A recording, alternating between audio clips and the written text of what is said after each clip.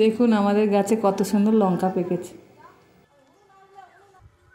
High বন্ধুরা, আমরা এসেছি গোপাল ঘোরাতে। দেখুন গোপাল এনেছি।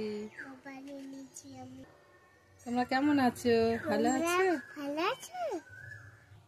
বন্ধুরা, আজকে আমি আলুর ফ্রাই করব। এই যে আলু নিয়েছি, আর এই যে চাল নিয়ে আলু নিয়েছি, আর এই চাল নিয়েছি।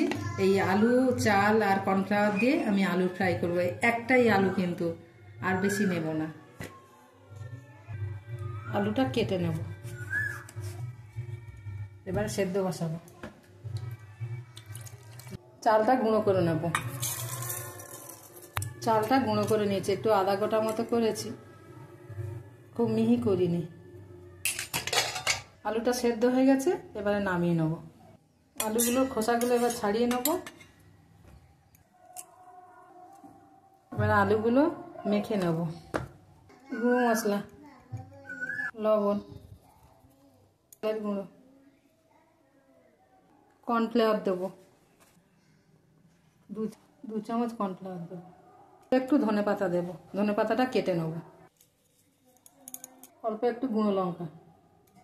আলুটা ভালো করে মেখে নেব। ডোটা মাখানো হয়ে গেছে।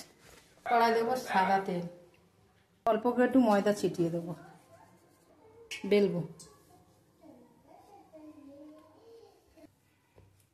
এবারে কেটে নেব।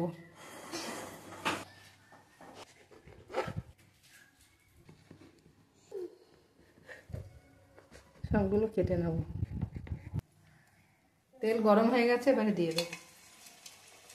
কত সুন্দর ফুলে উঠেছে দেখুন।